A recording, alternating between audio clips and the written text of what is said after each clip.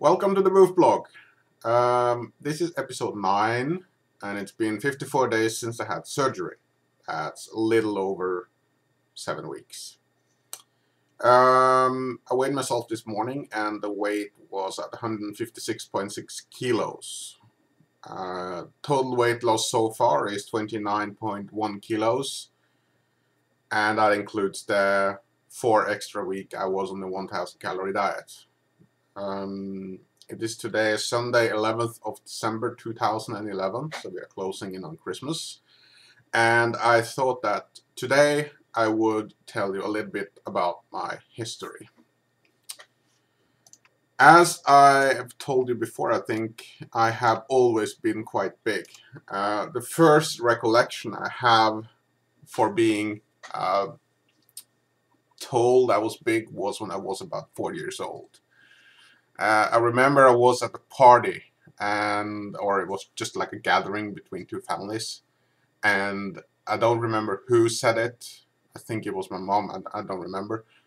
But someone just were talking about my size and say I was big for the age. And I remember someone sort of coming to my defense and saying that, no, Bård is not fat, he is just big boned. And somehow that stuck to me. I remember I was thinking all the way back then that what did that mean? What did they mean by that? Because around that time I also remember we were having trouble finding clothes for me, because my parents were trying to find clothes that fit my age. You know, that's normally how you do it with kids. You find clothes that is sort of sized up in age. And in retrospect now, when I see I have a picture, I'm going to show it to you. When I see my old self around that age, I don't really find myself being fat. I don't really find myself being big boned either. I see myself pretty normal as a kid.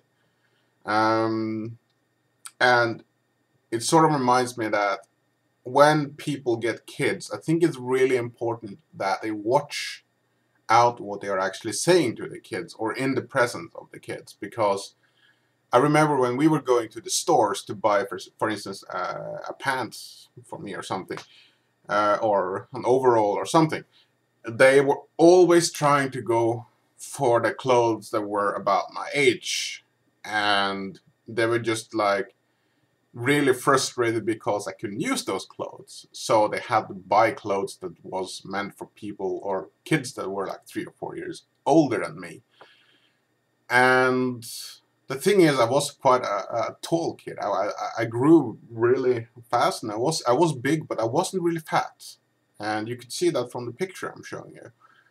And I think it's important that parents don't really struggle finding clothes for the age, but instead you should just go up a size and just put up the just fix the clothes so they fit the kid. You know, there's no point in giving a kid clothes that is like really tight around their bodies if they are really active or don't really fit into the age group. You know, it's buy them bigger clothes that they feel comfortable with, so they don't really feel so husky. Because I remember that was my problem. I tore a few pants because I was, you know, trying to crutch or something like that. And I remember one time I was playing hide and seek with some kids, and I ruptured my pants from the front to the back, under, like in my crotch, and I was hiding under a car because I was so embarrassed that the girls that was also playing hide and seek would sort of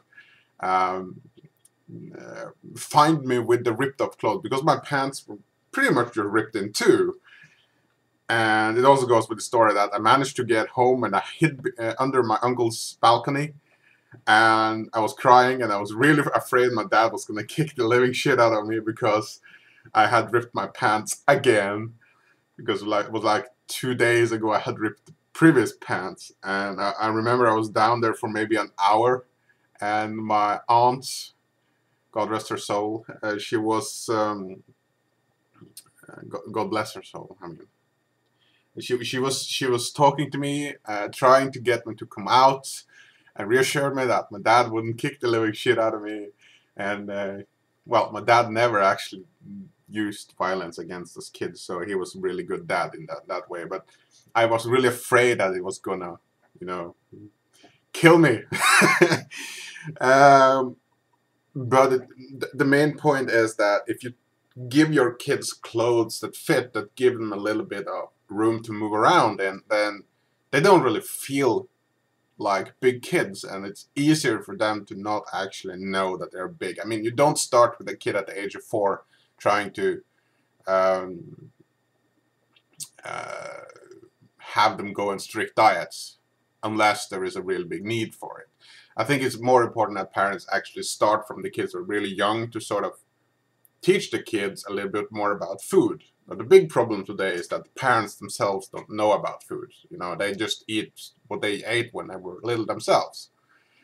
Anyway, so that was around age 4. And around age of 6, I told myself if I ever passed 70 kilos, I would lay down in the couch and I would start crying. And I laid down in the couch when I passed 70 kilos at the age of 6, and I started crying. And I remember I found that to be kind of a fun experience because I didn't really want to cry, but I couldn't really help it. I also remember from the age of 5 to 6 that I went on some fishing trips with my dad and my uncle, and you know, the stuff that you usually do as a family. And as I grew older, those trips never happened again. You know, my dad was always busy working with the farm and stuff like that. And going on such trips is maybe one of the reasons why I really want to diet, because I want to have kids and I want to give them that experience of going to camp and you know, going to fishing trips and stuff like that. And it's also one of the reasons why I want to keep the family house up north, because it's very good. It's very well located towards a lake where you can go and fish and enjoy yourself and stuff like that. And it's a really nice place for a kid to spend the summer. And I have very fond memories of the place in that regard. At the age of 7 to 13, I did quite a lot of walking in the wilderness. I was really afraid of getting beaten up by the other kids, so I didn't like to go on the normal road because I would always just shiver when I passed the house of the kids that were pestering me. And the funny thing is, they were usually not doing anything. They were just really big-mouthed and told me they were going to kick the living shit out of me, but they really never got around to do it. They were always ganging up like 5 or 6 kids just to harass, and it was more of the fear than it was the actually actioning happened. I remember being chased a few times, but it's nothing more than that. But my childhood was kind of composed of a lot of things like that, and I didn't have any reliable friends actually until I was 17, and I had a really big problem trusting people. Between the age of 13 and 16, I got my first computer. It was a Commodore Amiga, and I was sitting inside the house playing computer games, and yeah, and I didn't really care about anything. From the age of 16 to 19, I went to like a preliminary high school.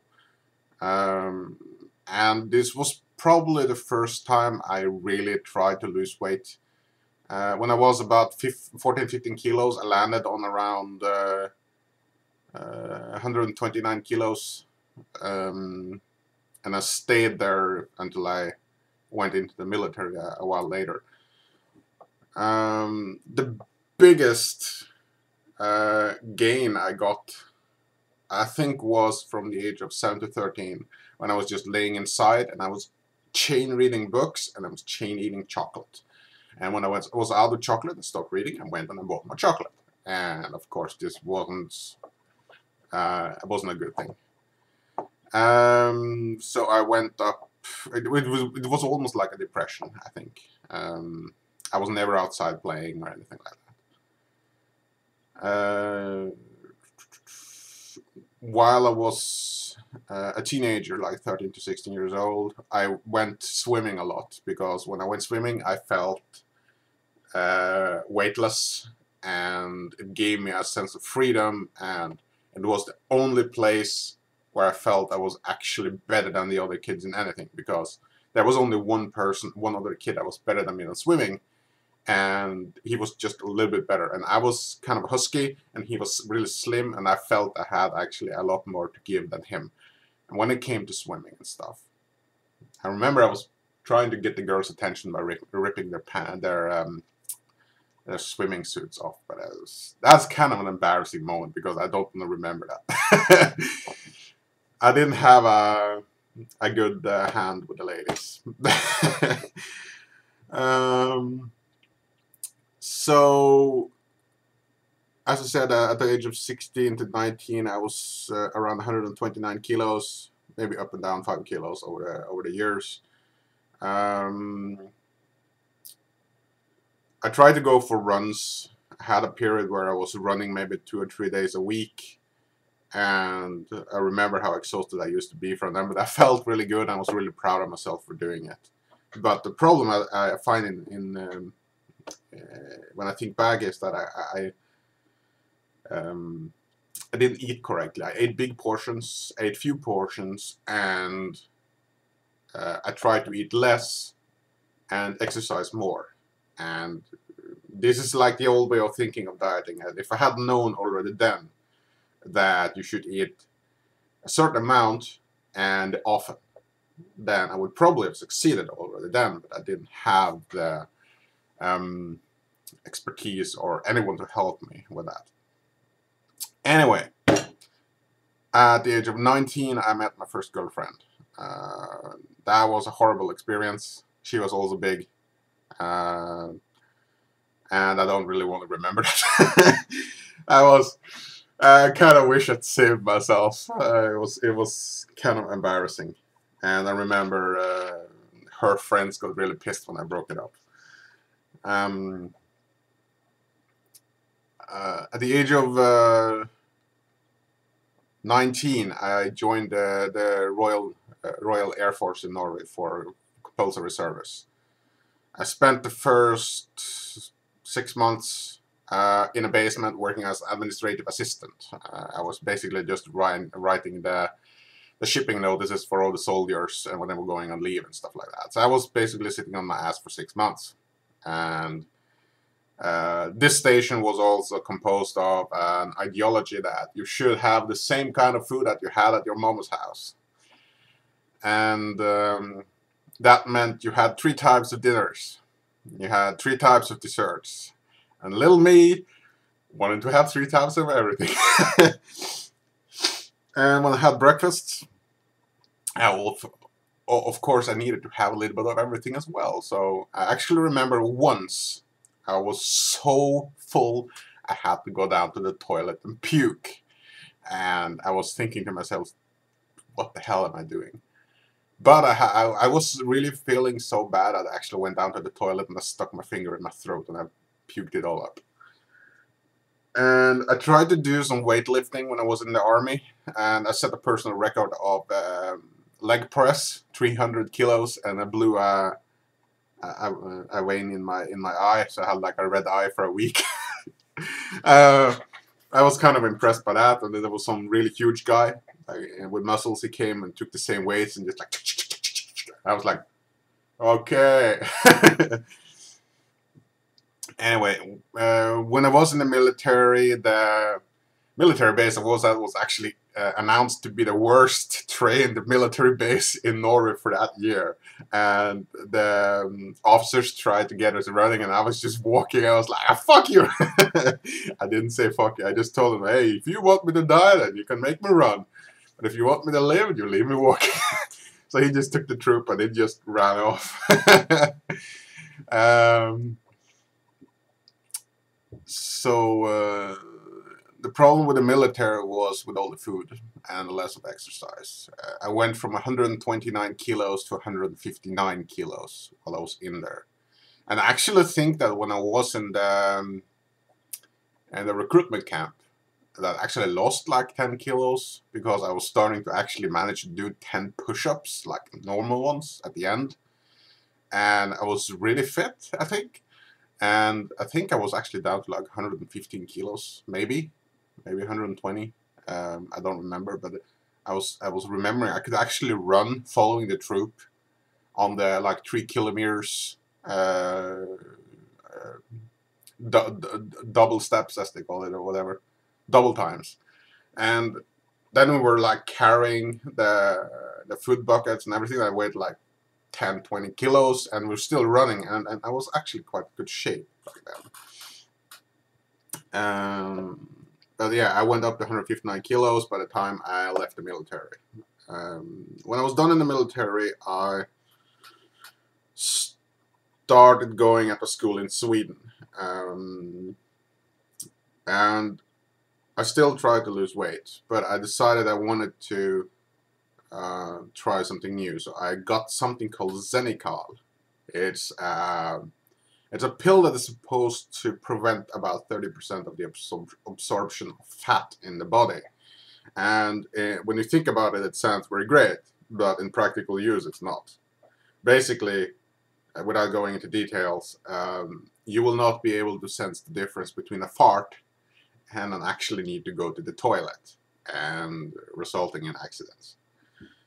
And for some reason, I actually managed to go on this pill for about a year.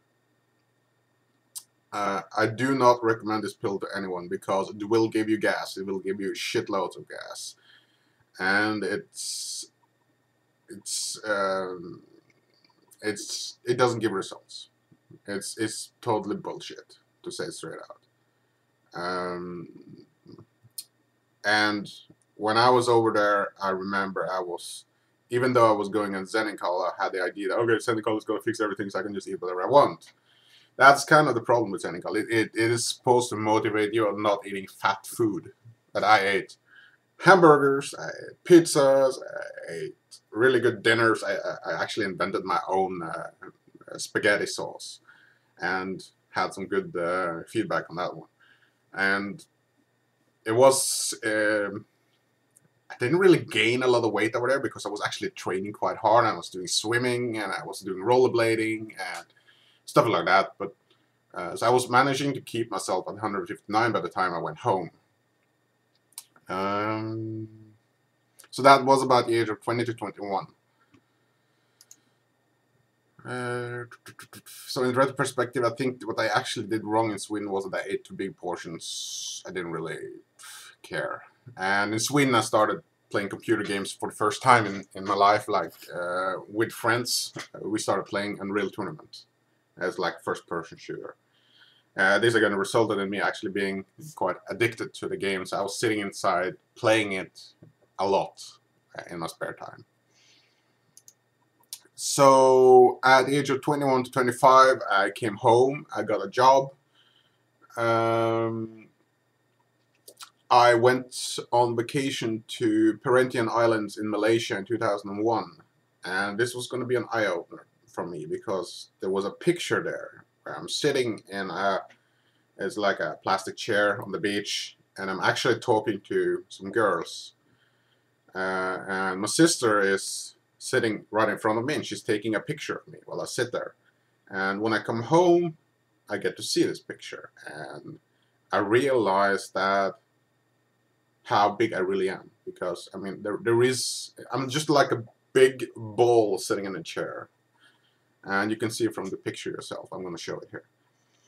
So I decided when I came home I needed to do something. So I came home and I contacted an organization created by a woman called Grete Rode. She actually made like a diet program. It's similar to Weight Watchers, and she started this back in the 1970s. And the first time I heard about this was around the age of 12, and I decided I'm going to try it. I have to try it. So I signed up for one course, and I decided I have to do something for training as well, and thought, okay, I will start Aikido. Aikido is like a martial art. And I went to a presentation of Aikido, and I thought, okay, there's not so much punching or kicking or anything, but there's a lot of rolling up and down, up and down, up and down, so it's going to be, it could be something for me. It looked kind of exhaustive, but so I tried Aikido, and I actually stuck with Aikido for 3.5 years. And I reached third Q, I think it was. I think that was the limit to getting the hakama, the black pants, which you can see in the picture. I started training with my sister, actually, and that was kind of one of the things that made it fun. My sister wasn't really big, but she kind of loved Aikido as well, and then she got a kid, and she had to stop Aikido, and yeah, well, I loved Aikido. And doing the diet course and the Aikido for 3.5 years, I went down from 159 to about 136. I have a picture here that shows me the progression of the loss over those years.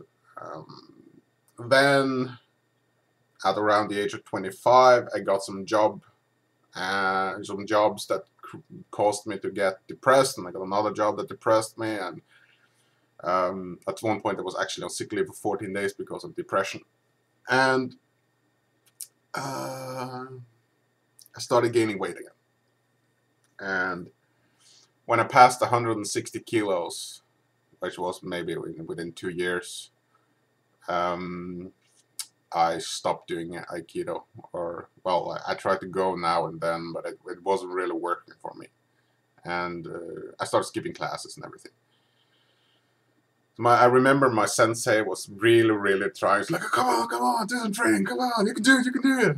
And he was really fun, and he was really good at motivating. But it's I just had no drive in me anymore.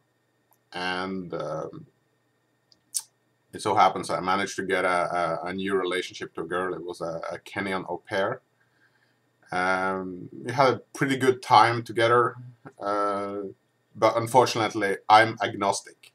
That means I don't care about religion. And in retrospective, my sister actually told me, "Bored, you are a religious hater. You hate all religions." And to a certain extent, that is kind of accurate.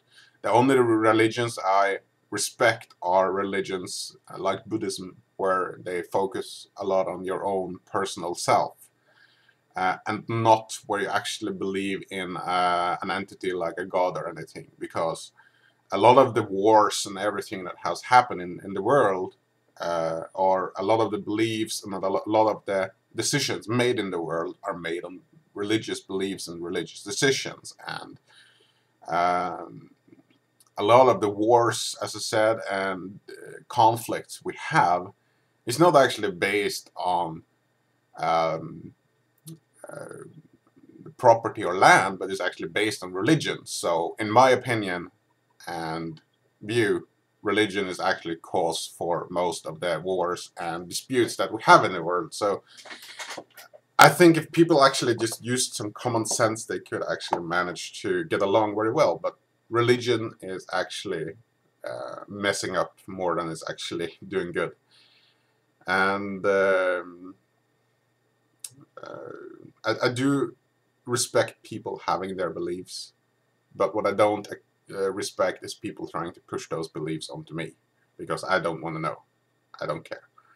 And that was sort of the problem with my girlfriend from Kenya. She was personal Christian, and she was sitting at my place turning on the religious channels on the TV, and she was taunting me with the channels and teasing me and stuff like that, and it actually pissed me off a bit.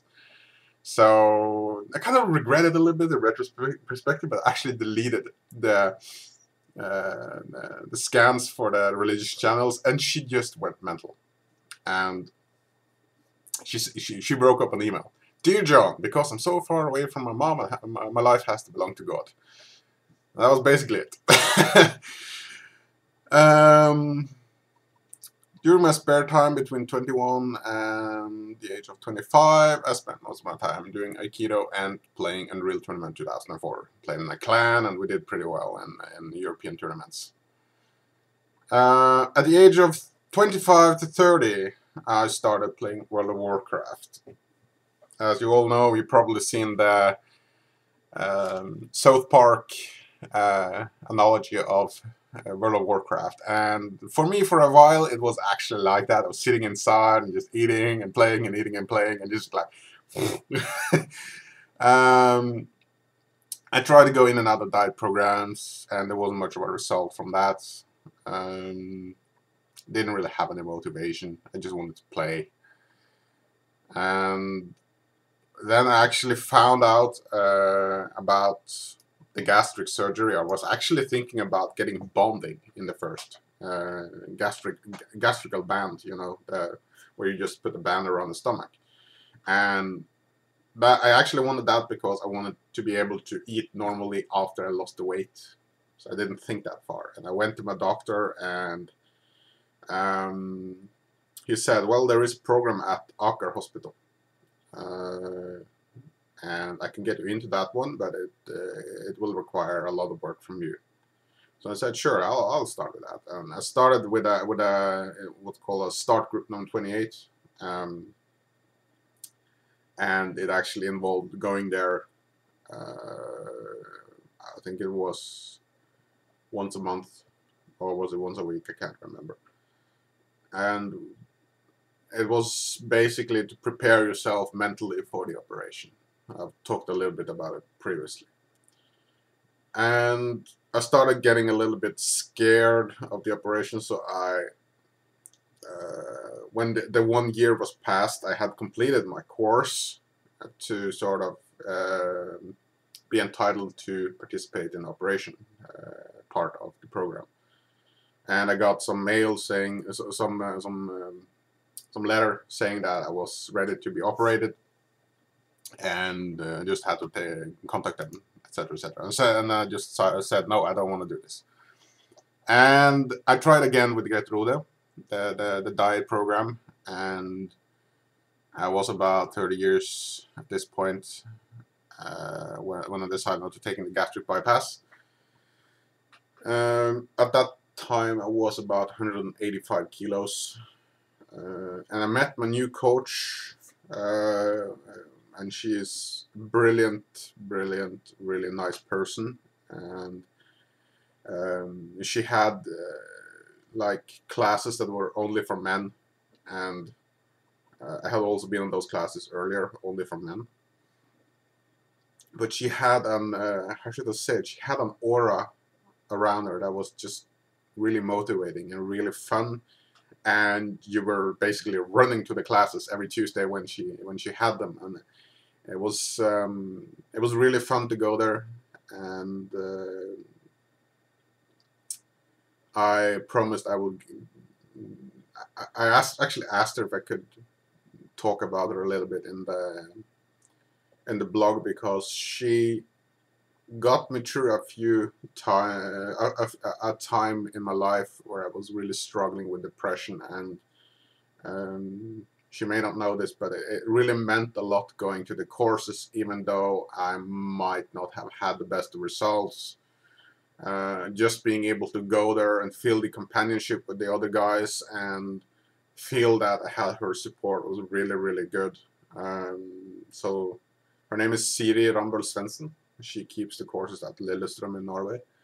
If you're a man in Norway and you really want to have a great person who can tell you, give you pointers along the way, then contact her. She's a really great course leader. So thank you, Siri, for everything you did. I'm sorry I didn't manage to complete everything and stuff like that, but it's you had a really big impact on my life, and I thank you for that. She got me down to about 165 kilos, so that's about 20 kilos. At the age of 32, in December 2010, I think it was, I started gaining weight due to loss of motivation. I think that was actually before that. It was around October, August. I started caring less about losing weight. And then that's in December, I gave up and I went back to my general practitioner, and I signed up for the gastric bypass surgery again. And It turns out that if it had been 1 month later, I wouldn't have been able to get it unless I had the whole program taken all over again. So it's like a year delay after the program where you could actually sign up again, which I did. So it was just in the nick of time. In August 2010, I think it was, I met a Chinese girl, Chenhua. I think she was, yeah, if the pronunciation is correct. She was really nice. I met her online on the dating website, and I can't remember where I got the courage to ask her out, but I asked her out, and we went on a date, and it lasted for 3 hours, and it was one of those dates where you actually sit for 3 hours, and you manage to keep the dialogue flowing, and it's not boring or anything. It's so it was almost like a perfect date. I think I scared her a little bit because my welcome was like, "Hey, I'm Norwegian. We're huggers."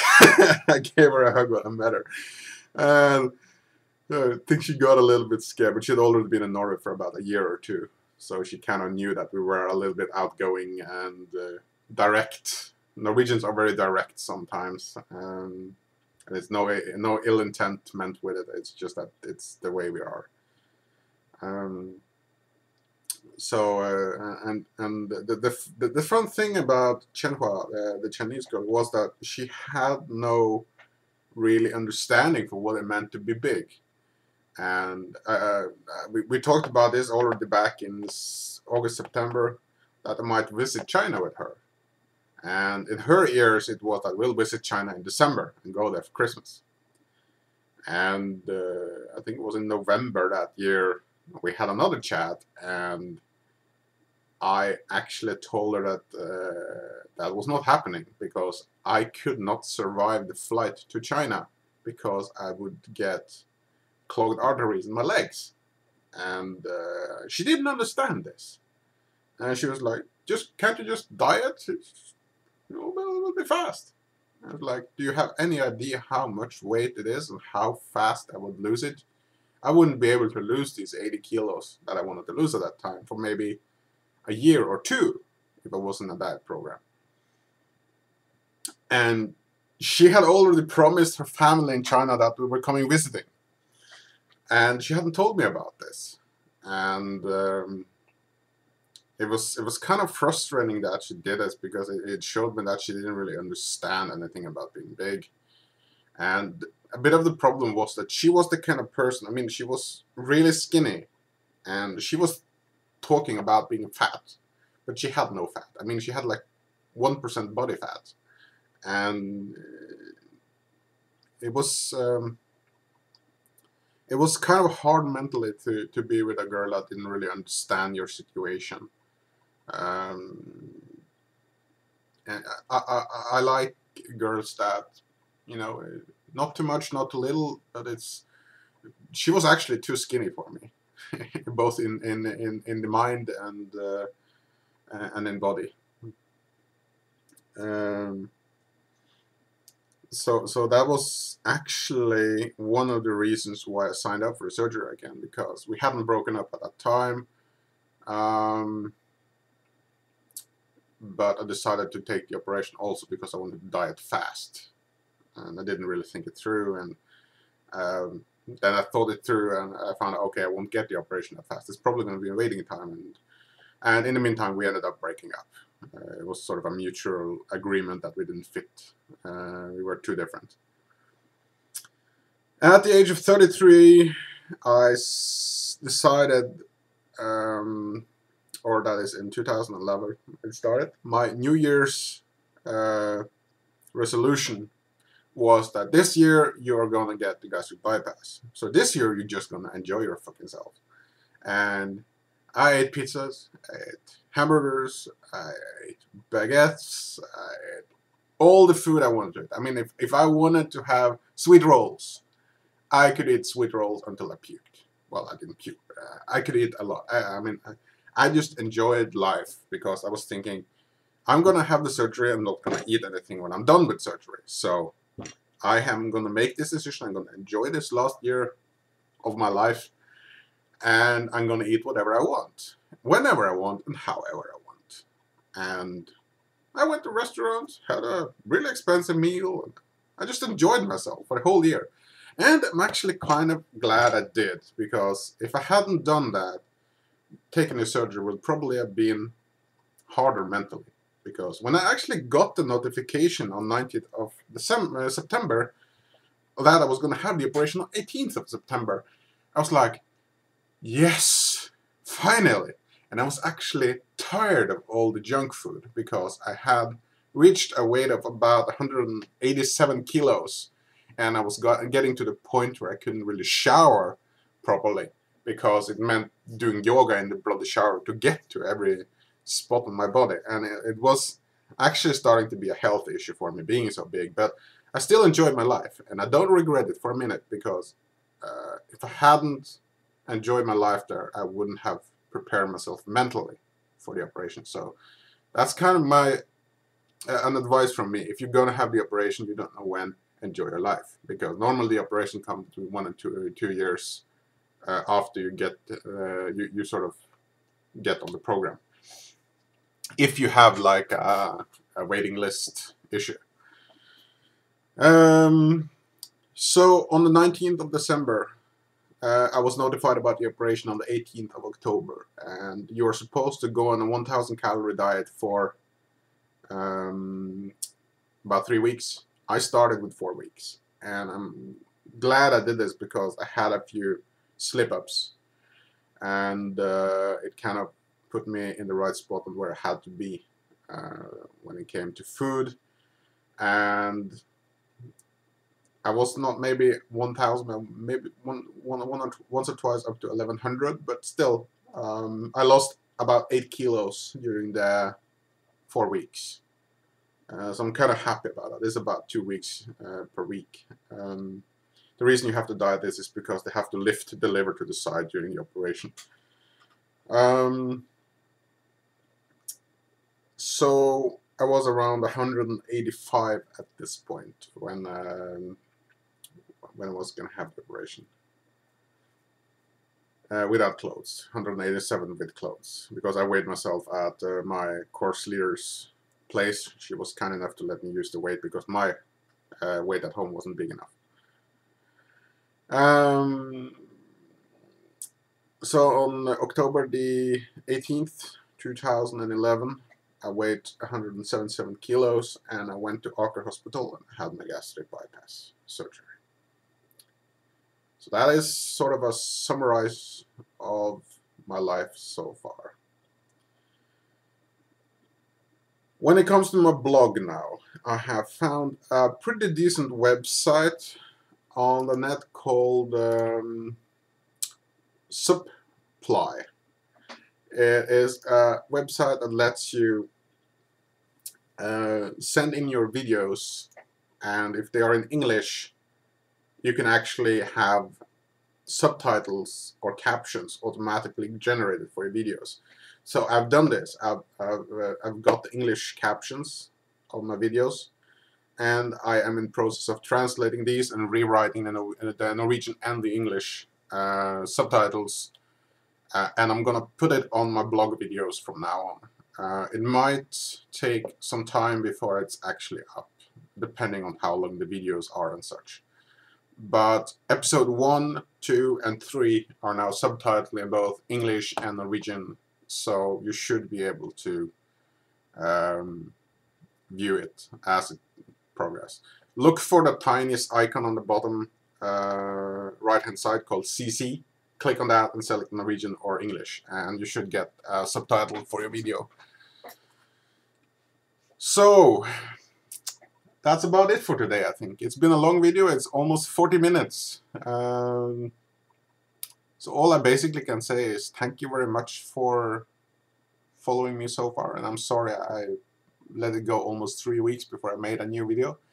I've been busy translating and stuff, and it's kind of time consuming, but you know what I mean. So I'm just gonna say thanks for still watching my videos, and welcome back next time. Hopefully not too long, maybe Tuesday. We'll see. See you.